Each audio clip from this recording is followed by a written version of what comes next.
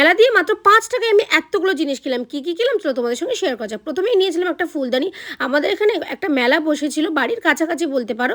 তো সেখান থেকেই কয়েকটা জিনিস কিনেছিলাম। এই ফুলদানিটা ৳৬০ নিয়েছিল আর এই ৪ টে গার্ডার ৳৫ করে নিয়েছিল। মানে সিরিয়াসলি অনেক কম নিয়েছিল। আর এই বোতলটা ৳৫০ নিয়েছিল। আর এই বোতলটা না কাঁচের, আমার এত পছন্দ হয়েছিল যে কি বলবো। তারপরে এই বোতলটা নিয়েছিলাম। এটা নিয়েছিল মাত্র ৳২০। ভীষণ, ভীষণ পছন্দ হয়েছে আমার দুটো। তারপরে নিয়েছিলাম একটা দিদির কাছ থেকে কাপ কেক। ওনারা সেল করছিলেন উনি আর ওনার বাবা, তাই ওনার কাছ থেকে একটা নিয়েছিলাম আর খেতে কিন্তু দুর্দান্ত ছিল।